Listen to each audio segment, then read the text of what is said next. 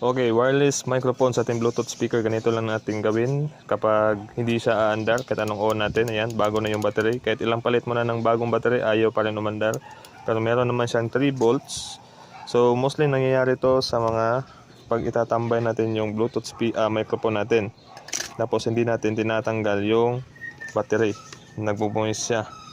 So, dito meron siyang 3 volts. So, ayan o, 3.0 volts, 3.04. Pero, pag dito sa board, sa inyo, hindi nyo na kailangan testerin ha. Pag bibili kayo ng bagong battery, pero ayaw pa rin mandar, ganito ang gawin ninyo. Yan o, wala pa rin.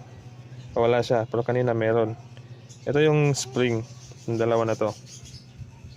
Ito, ayan o, wala. Pero pag dito direct tayo sa battery, meron siyang 3 volts. Ayan o. Positive, and then, yun. 3.4. So, ang gagawin natin is ganito lang.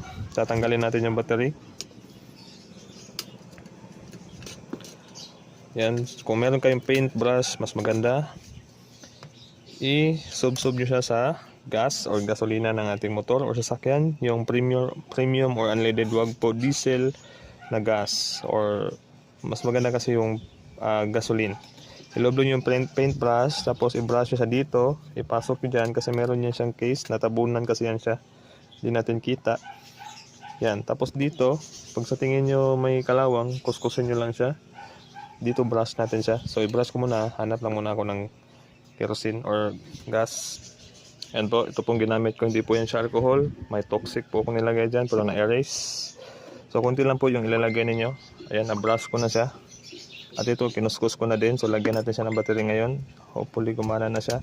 Kasi, ang problema lang nito is, pinalawang lang. On natin. Yun. Gumana siya. Ano, off natin ha. Ayun. So, ganun lang po ang gagawin niyo sa ating mga wireless microphone. At pwede na natin siyang ibalik. So, sana di ko na lang siya binaklas.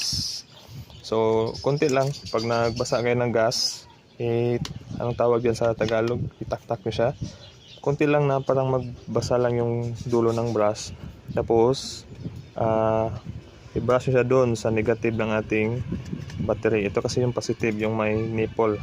Yung negative natin is yan o, yung flat surface doon sa spring. I-brush nyo lang siya, i-brush, and then dito kuskusin nyo kasi dito di natin yan makikita, brush lang, and then install yung battery, then on natin siya. Goods. Thanks for watching. Like nyo on YouTube from Turrilabo City, Provincial, Dalao.